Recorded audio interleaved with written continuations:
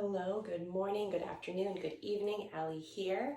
I wanted to dive in today to talk about the thematic through line, the TTL, and what stood out to me, one of the sutras, 2.26. I will probably butcher this pronunciation. Viveka Kayatir Avipalava Hanopa Ya. I tried. Viveka means to perceive things as they really are. This is one that I find everybody can work on. It's something that as a human with consciousness, we all struggle with, whether we know it or not. So this sutra is all about the steady and uninterrupted awareness of who we are. So the pure consciousness, participating in the Maya, the illusion and the dream.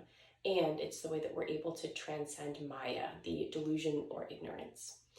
So this is one that I find to be super beneficial and helpful for me. And I feel that when there's something that calls to me, I like to share it with students, and it seems to be something that they can resonate with or resonates with them. So the reason I chose this is because it's something we can all work on to be reflective within ourselves.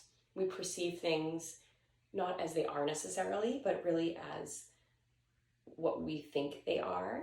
So meaning our past thoughts, our actions, conversations, those all creep into our consciousness, and we often compare, whether we know it or not, situations based on past ones. So this can muddle the present moment.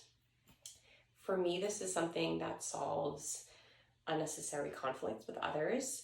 When we can just take that time to step back, reflect on a situation, it will give us both time and space for us to question, is this really what's happening, or is this just how I'm seeing it?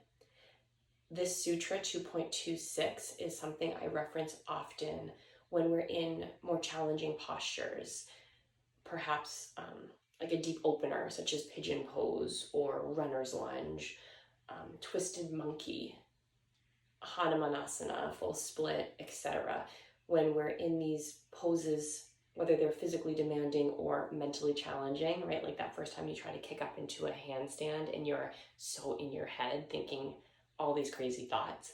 This is a good sutra to let us be in this present moment rather than thinking about what happened in the past. You know, you might be afraid to do a handstand because one time you tipped over and went into full wheel, or you may avoid doing full split because you know that you can't get completely supine. So this sutra is one that I reference often when we're in those more challenging postures, or ones that I think people may struggle with and kind of get in their head with.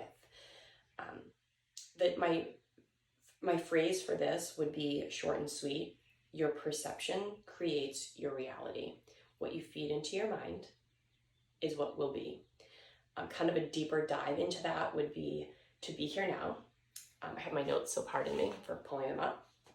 Our perception is not always reality, and reality is not always the same as what we perceive, because human senses can be wrong, though we may hate to admit that.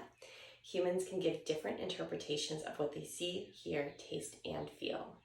That's why we cannot completely rely on just one thought.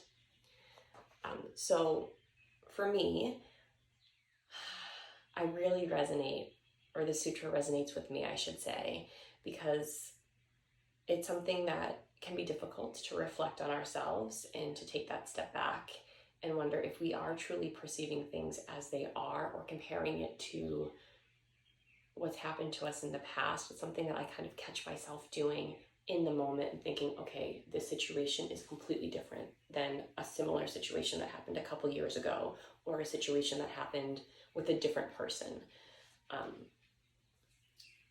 Another thing that connects to the sutra for me is we can often take things personally that aren't personal. I'm guilty of this. If I've been hurt, say in like the workplace, I may take a conversation or situation at work and assume it's an issue rather than a conversation based on how something happened in the past.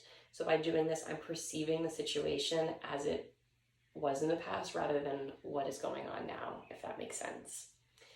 So this is a sutra that can be connected in supporting us in our work life, our relationships, our friendships, it's important for us to be reflective.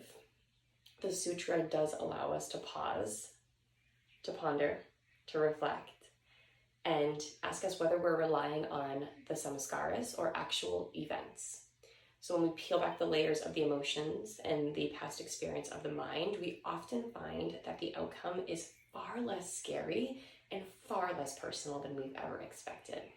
So the next time you're in a situation where your blood pressure is rising, you're getting frustrated, or having big emotions, I invite you to come back to Sutra 2.26 and ask yourself, am I perceiving this the way it truly is, or are my samskaras intertwining into this thought and causing